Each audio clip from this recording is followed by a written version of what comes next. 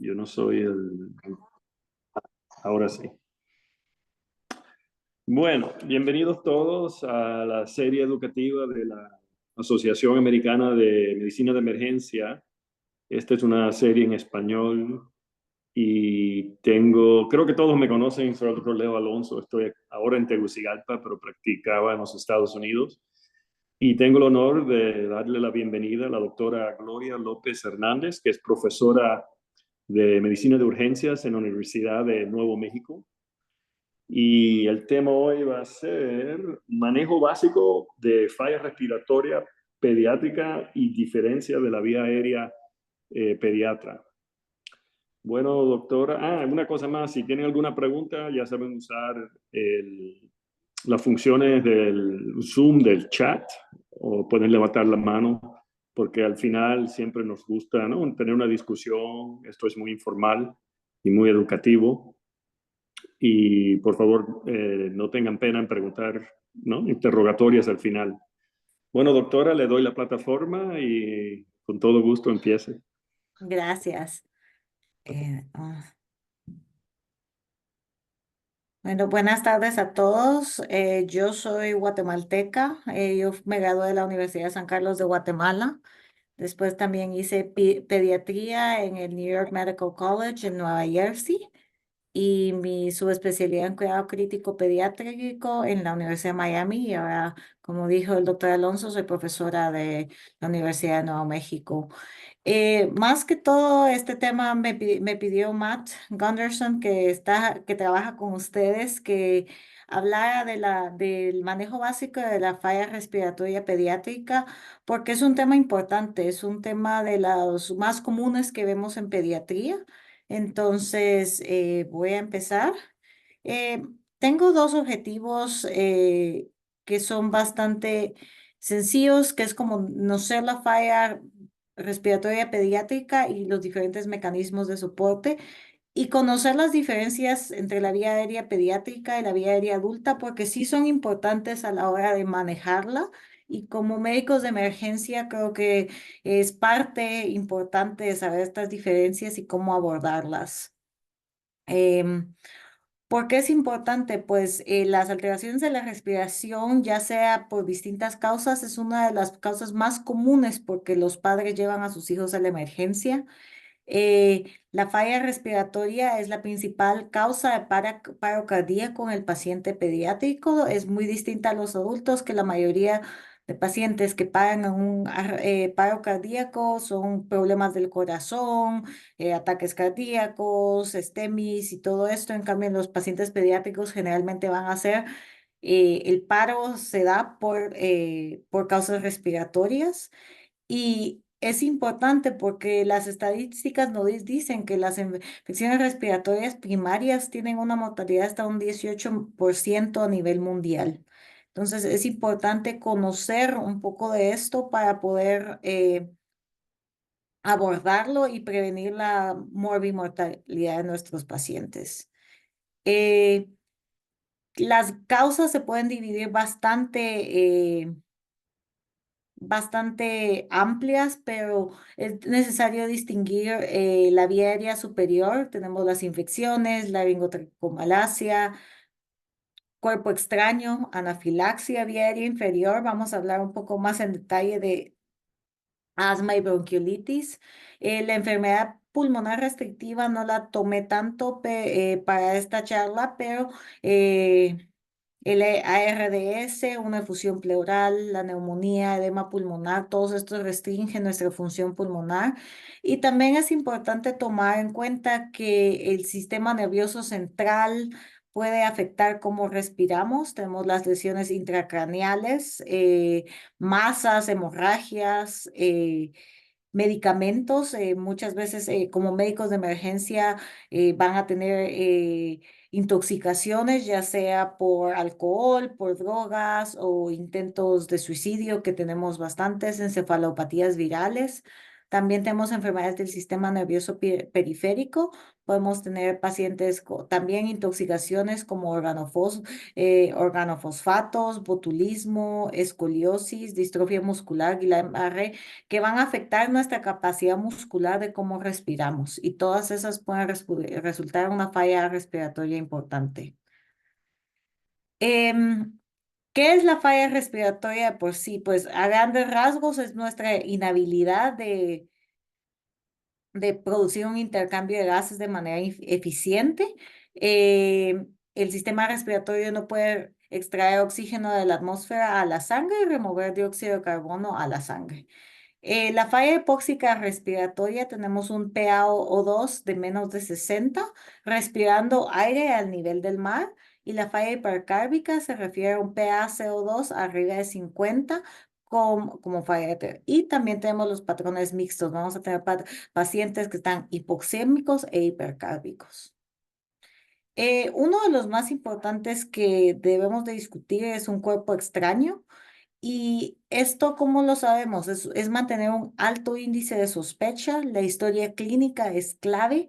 Generalmente vamos a tener un niño que la mamá le estaba dando fruta, pedacitos de zanahoria, frijoles sin machacar, un pedazo de carne, uvas, todas estas frutas que son redondas y que pueden causar, o el niño estaba jugando con los legos del hermanito o con el juguete del hermanito que tiene parte pequeña y es generalmente síntomas súbitos, una tos súbita, dificultad para respirar.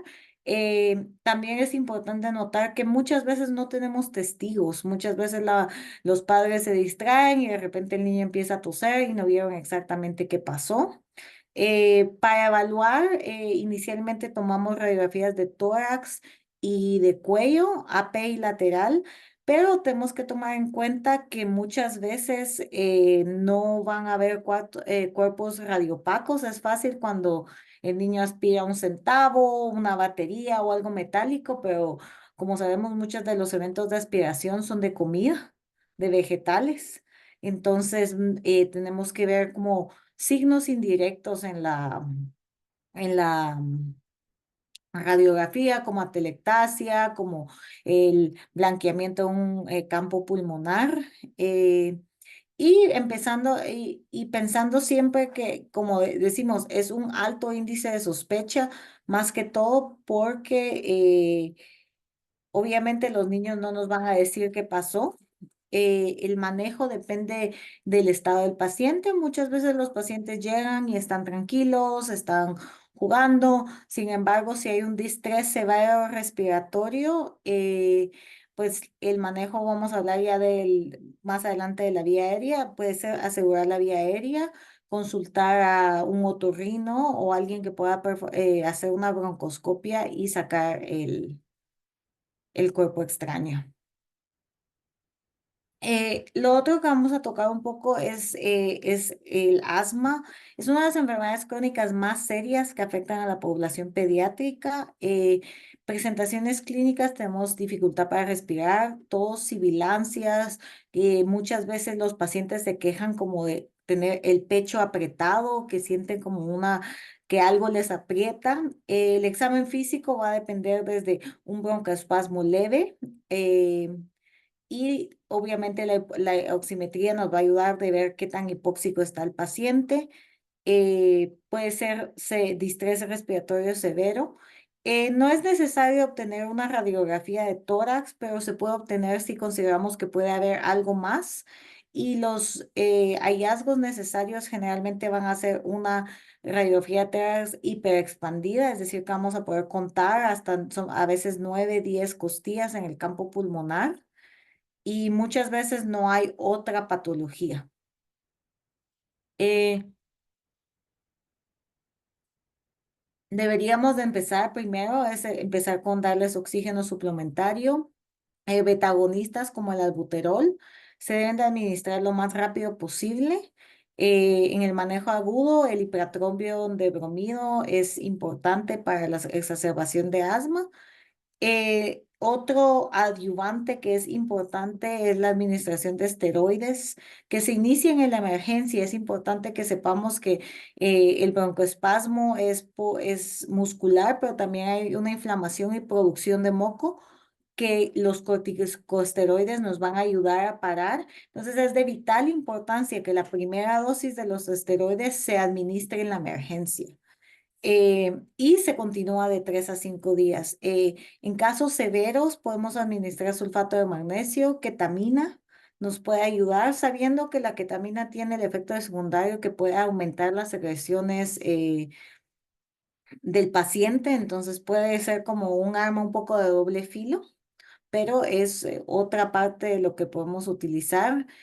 También tenemos terbutalina, que funciona más o menos, es un beta agonista, pero lo damos IV. En esto tenemos que tomar en cuenta que uno de los grandes efectos secundarios va a ser taquicardia significativa y en pacientes pueden tener a veces molestias en el pecho.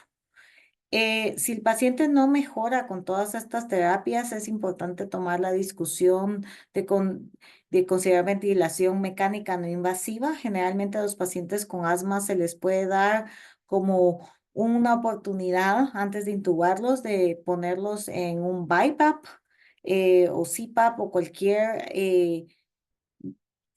mecanismo que tengamos de una ventilación mecánica no invasiva, pero si esto no mejora, siempre tenemos la oportunidad de intubar. Pues cuando yo estuve en la Facultad de Medicina, uno de las cosas que siempre decían era que un paciente con asma no se le debía intubar, porque se decía que ya no salía, que ya no se puede. Sin embargo, obviamente tratamos todo lo posible de no intubar al paciente, pero si es necesario lo vamos a hacer. Y una de las cosas que vamos a ver generalmente es que inicialmente nuestro estado va a empeorar, en lo que logramos como compensar y quebrar ese broncoespasmo. Y lo que tenemos que hacer es tener en cuenta que vamos a tener dióxido de carbono alto y que necesitamos un ventilador que nos dé bastante tiempo para exhalar. La epiglotitis es una emergencia médica. Esta condición rápidamente puede resultar en la muerte del paciente y es una de esas causas que si ustedes tienen esa sospecha, lo más importante es mantener calmado al paciente, porque en cualquier momento distraen al paciente. Imagínense un niño de 1 año y medio que ya se siente mal, está enfermo y encima de todo hay 20 doctores o 3 doctores, enfermeras y personal médico asustando al niño que van a causar posiblemente que esto sea como la gota que rebalsa el vaso y que cause de estrés severo, severo, si no es que un paro cardíaco. Entonces, mantener al paciente lo más calmado en un lugar de la emergencia que no provea tanto estímulo, que esté con sus familiares, digamos que si el nene le gusta estar con la mamá lo más posible y que si cargado es la posición en que el niño está más cómodo, dejarlo así. Es importante que en pediatría tomemos en cuenta que muchas veces cambiamos lo tradicional porque es lo más conveniente para el niño. Las causas más comunes tenemos estreptococo del grupo A beta hemolítico, estreptococo neumonía, Klebsiella y estafilococo.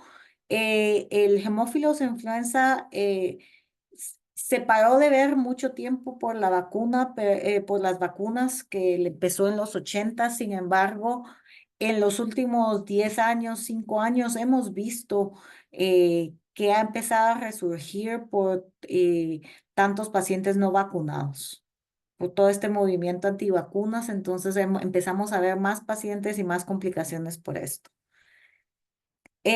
¿Cómo presentamos? ¿Por qué es importante hablar, perdón, de esto? Son súbitos también, son síntomas súbitos. El paciente va a tener una voz como no ronca, sino que como que estuviera hablando con algo así. Entonces se oye como distinta, el paciente está irritable, hay dificultad respiratoria, muchas veces el paciente se mira tóxico, febril, taquicárdico.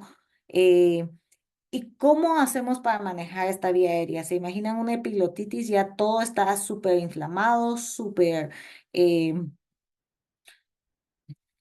súper edematoso. Entonces tenemos que ser, bueno, si estamos en un centro grande, podemos empezar a esperar a que muchas veces se lleva el paciente directo al quirófano y ahí se asegura la vía aérea de manera segura y calmada, pero como personal de emergencia debemos estar listos para intervenir y pensando que, digamos, que si usamos las fórmulas para un tubo endotraqueal, vamos a tener que usar posiblemente una o dos tallas más pequeñas de tubo para este niño. Uno de los temas más importantes que creo yo que tenemos que saber es bronquiolitis. Es uno de es de los temas y motivos más comunes que miramos, ya sea en el centro de urgencias, en la emergencia, en la clínica, razón por las que los niños pierden mucho tiempo y los papás tiempo laboral y tiempo de la escuela.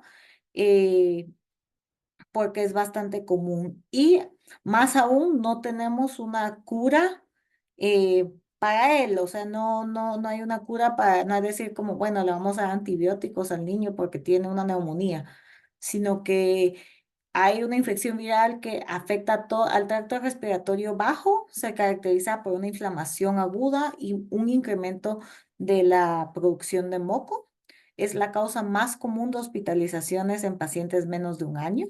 Entre los virus tenemos el RSV, que es el virus sincitial respiratorio, rinovirus, adenovirus, coronavirus. Obviamente tenemos el coronavirus original y el COVID para influenza.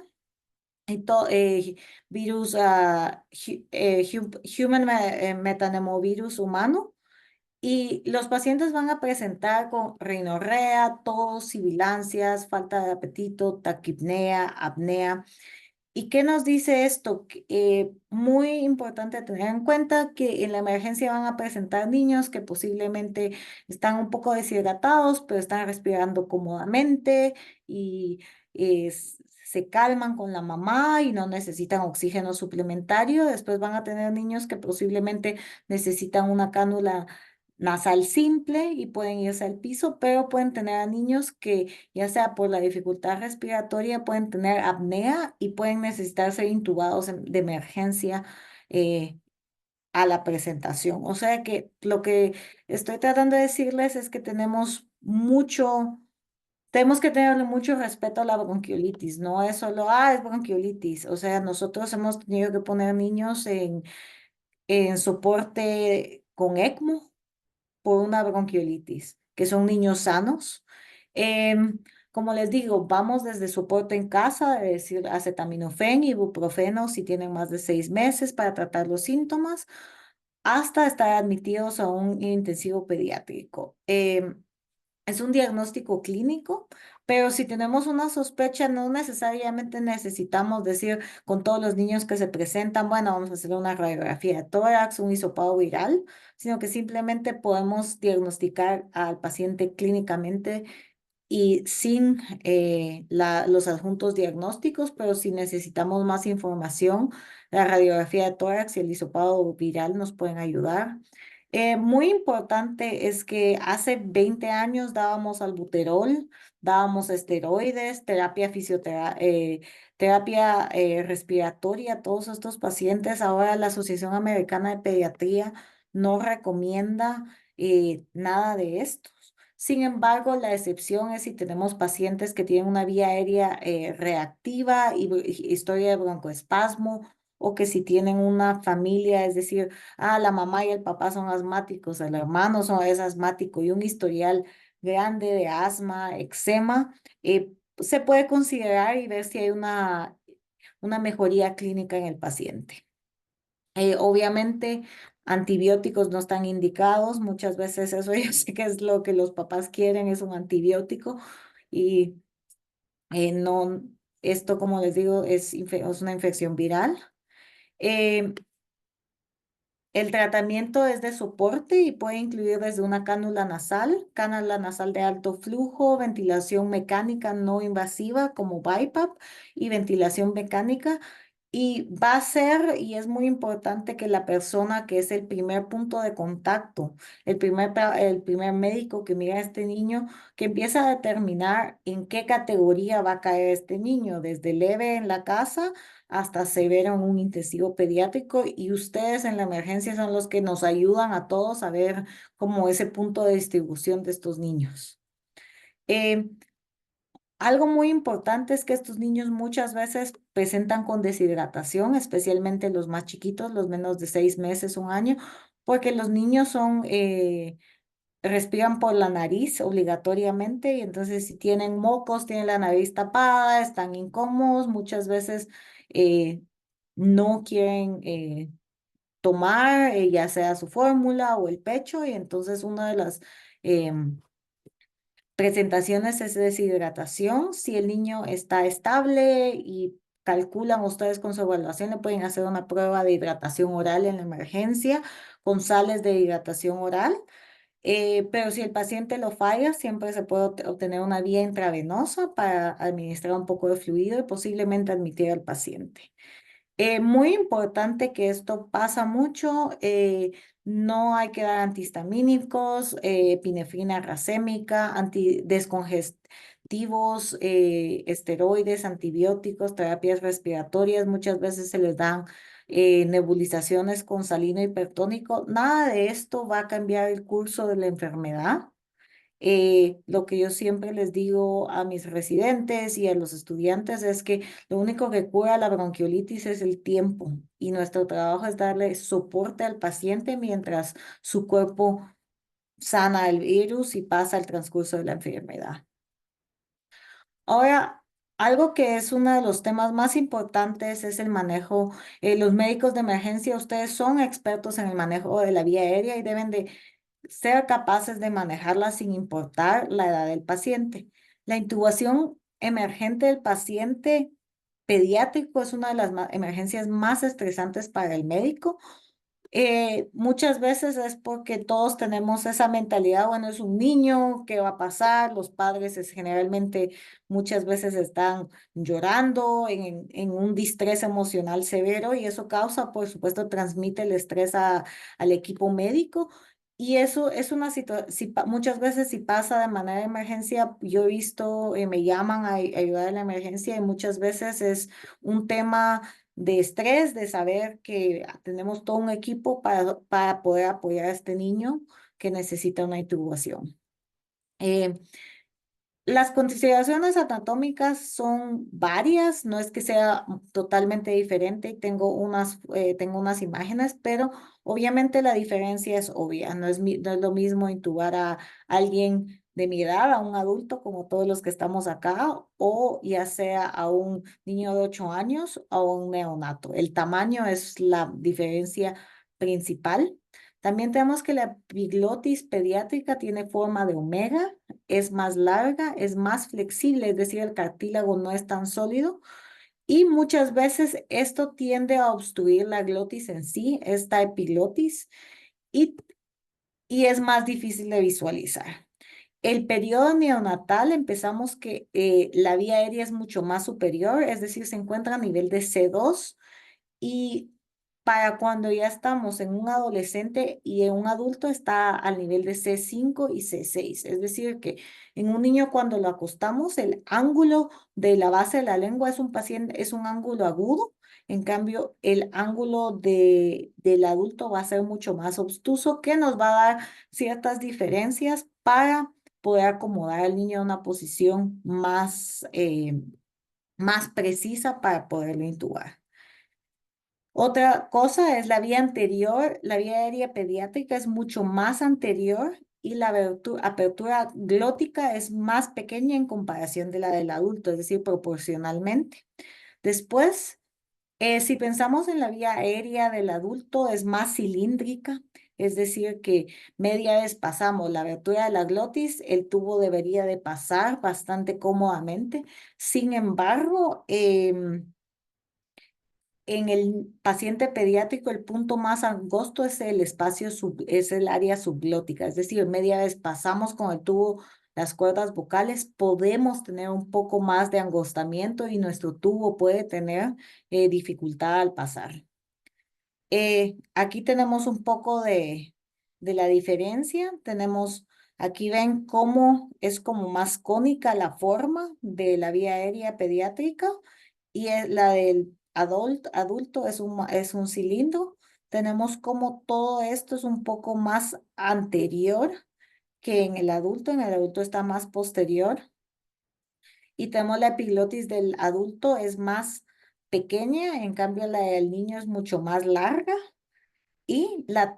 También pensemos que por sí, si pensamos en el proceso de osificación pediátrico, el cartilaginoso, el cartílago de un bebé, de un niño, es mucho más suavecito, aguadito, como menos sólido que el de un adulto. Entonces tenemos que tomar esto en cuenta. Aquí tenemos una foto de cómo es la epiglotis. Tenemos esta epiglotis en forma de omega, es decir, una U invertida. Vemos que esta epiglotis no nos permite una visualización completa de las cuerdas vocales. En cambio, tenemos en la del adulto, como miran, es el espacio entre la glotis y las cuerdas vocales es mucho más largo en el paciente pediátrico. En cambio, acá lo tenemos mucho más cerca. La epiglotis es más corta y obviamente se mira más sólida y tenemos una mejor visualización. Pero podemos ver en ambos lados las cuerdas vocales, es decir, no es imposible. Eh, ¿Qué consideraciones técnicas tenemos que tener? En pacientes pequeños, especialmente antes de los 2 años, un laringoscopio recto nos va a ayudar mucho más a manejar esa epiglotis, nos va a ayudar a sostenerla mejor. El más común de todos es el laringoscopio Miller, que es la foto que tengo en A, y el laringoscopio Macintosh es el más común en adultos. Obviamente hay muchos más tipos de laringoscopios, pero los más comunes que miramos en todos lados son estos dos. Eh, ¿Qué otra cosa tenemos que tomar en cuenta a la hora de intubar a un paciente? Por ejemplo, yo no soy una persona alta, no. Entonces, cuando voy a hacer una intubación, la cama tiene que estar a un nivel cómodo para mí, no para el técnico de respiración, no para la enfermera, no para nadie más. La altura para la intubación tiene que ser la altura de la cama a la posición cómoda que sea para la persona que va a hacer la intubación. Tener una vía intravenosa segura, es decir, tenemos que tener una buena vía porque si tenemos que administrar medicamentos, posicionar al paciente, teniendo cuidado especial de posicionar la cabeza, muchas veces ponemos toallas o una colcha bajo los hombros como para tener esa posición de extensión del cuello y alinear todos los tejidos para que sea mucho más fácil poner esa vía aérea. Tener equipo de distintos tamaños, es decir, que si calculamos que el niño necesita un tubo 4, tener uno 3.5 listo por cualquier cosa. Y y no ser tímidos. Digamos qué es lo que necesitamos, verbalicemos qué es lo que vamos a hacer para que todo el equipo esté en la misma página. Este es un neumónico que es Soak Me en inglés, pero eh, equipo necesario, succión, oxígeno, equipo adjunto como el ambú, un bougie, que el bougie es como es un tubo semirrígido que podemos usar para guiar la intubación. La P es de pharmacology en inglés, farmacología, es decir, qué medicamentos vamos a usar, las máquinas, ver que el ventilador, que esté conectado, que hay electricidad y el equipo ya es el equipo directo en la intubación, laringoscopio, videolaringoscopía. ¿Qué otras cosas vamos a necesitar? Y esto es como más que todo siempre tener en la mente qué es lo que vamos a usar para una intubación. Y eso es más que todo lo que tengo hoy. No sé si tienen alguna pregunta.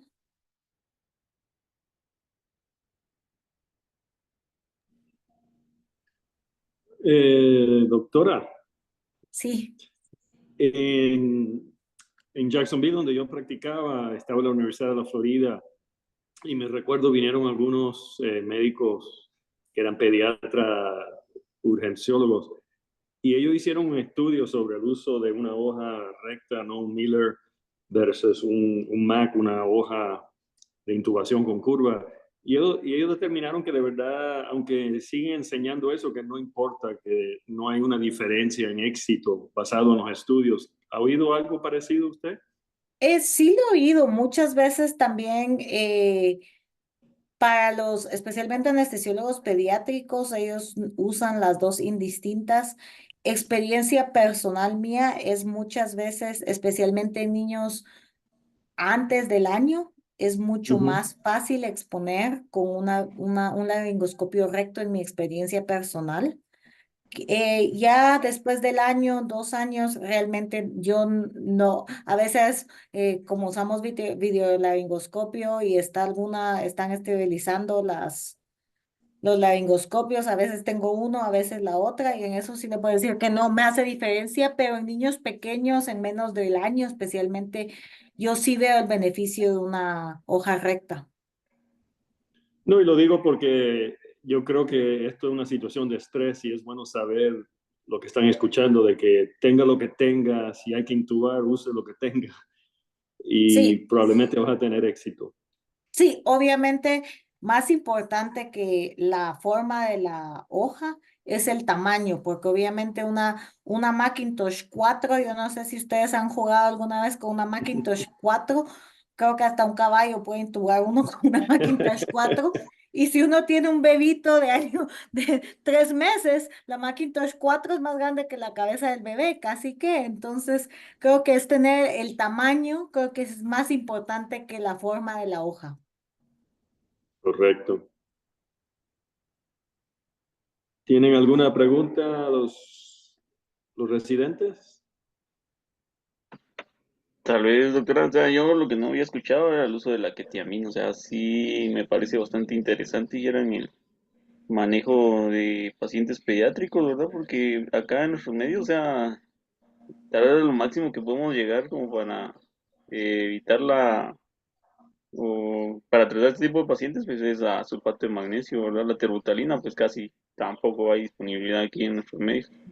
Pero sí me parece bastante interesante, ¿verdad? Porque más lo podemos utilizar como quizás analgésico, sedante, pero Pues la ketamina nosotros la usamos mucho también para sedación, es correcto eso. Sabemos que la ketamina tiene un efecto que causa una broncodilatación.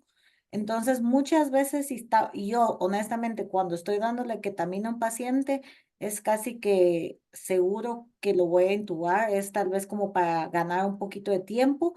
También el efecto sedativo nos ayuda porque el paciente obviamente le falta aire, el paciente asmático está atrapando el aire y nos puede ayudar a ganar un poquito de tiempo en lo que preparamos nuestro equipo, calmar un poco al paciente y después empezar. Sí, obviamente es tener en cuenta que no en todos los lugares tenemos este equipo, estos medicamentos disponibles y muchas veces el alboterol, el hipratropio y los esteroides van a ser, en realidad, estas son nuestras terapias de primera línea y generalmente 95% de los casos van a ser los que nos van a ayudar con ese broncoespasmo. Doctora, Sí, disculpe, considero. ¿y las dosis de la ketamina? Se puede usar de 0,5 miligramos por kilo a 1 miligramo por kilogramo de peso. Muchas veces después de Intravenosamente. 50 kilogramos ya solo damos 50 kilogramos, una dosis de 50. Y eso endovascular, porque si lo vas a dar intramuscular, puedes usar una dosis más alta, ¿verdad? Sí, en intramuscular podemos usar una dosis más alta de hasta 2 miligramos por kilogramo de peso. Obviamente, si ya estamos en estos estados, es importante que ya tengamos una vía intravenosa, pero sí, la ketamina se puede administrar de vía intramuscular también. Gracias, doctora. Ya. Hola, doctora, una preguntita, pero ¿lo utiliza previo a intubar a un paciente o como tratamiento? Se utiliza como tratamiento.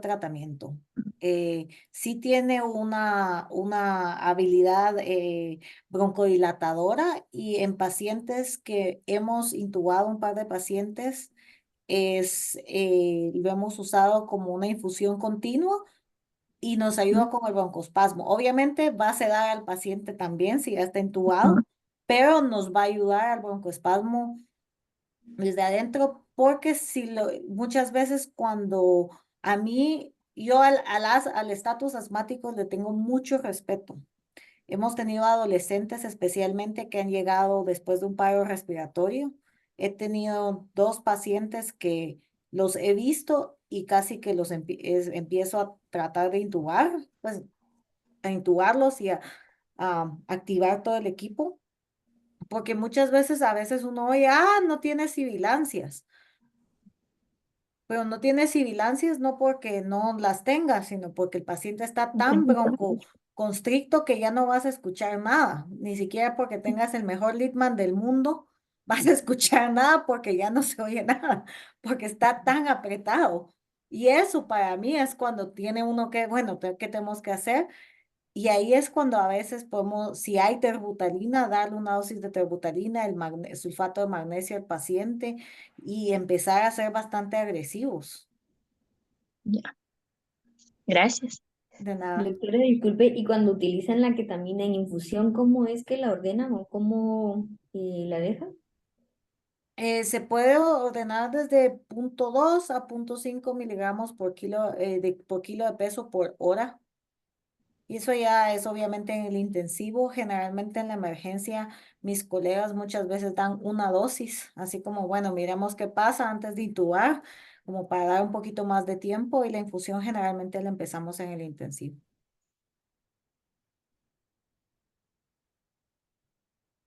Si la ketamina por lo general dura 45 minutos a una hora, por ahí, entonces le da tiempo a ustedes a trasladar al paciente a la UCI, pero si no, pueden empezar, ¿no? Sí, Las dos. exacto.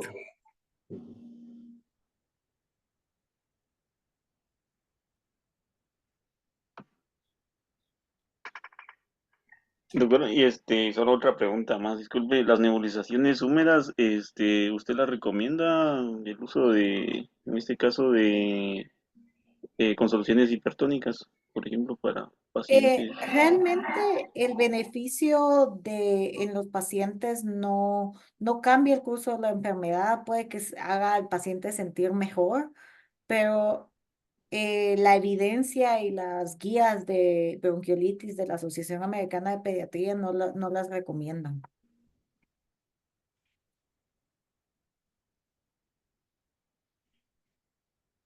Muchas gracias, doctor. De nada. Y yo creo, Gloria, que comparte mi sentimiento que la bronquiolitis es una de las enfermedades más frustrantes como un médico. Yo creo que todos mis colegas, aunque es verdad todo lo que dijo, que no recomiendan esteroides o broncodilatadores, creo que casi todos lo usan o lo dan, porque se sienten no frustrados. Sí, no, y a mí muchas veces en el intensivo los papás me dicen, es que no hemos hecho nada, usted no ha hecho nada. Y yo así como, bueno, ¿qué más quieres? Le estamos dando fluidos para hidratar, está en la cánula de alto flujo, en el intensivo, lo estamos monitoreando, el paciente no está empeorando, simplemente le estamos dando tiempo. Y me han dicho literalmente, a pesar que estoy yo monitoreando, examinando al paciente, viendo que no empeore, que no necesita más soporte, que literalmente no estoy haciendo nada. Porque no dio los antibióticos mago. Sí, exacto, porque quieren un antibiótico, quieren un antihistamínico y sepamos que los descongestionantes, todos esos para el catarro, pueden tener efectos secundarios bastante severos y que la tos en un niño es bastante importante. Necesitamos que ese niño saque todo ese moco. Entonces, algo que suprima la tos simplemente nos va a causar que ese moco se quede ahí en el pecho y que no lo saque. Cierto.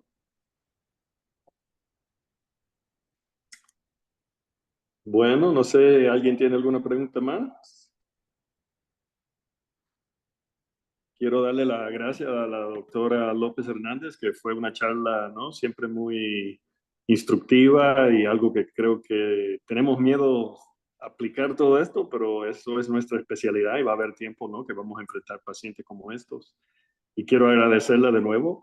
Ojalá no sea la última vez que venga como invitada a dar una charla.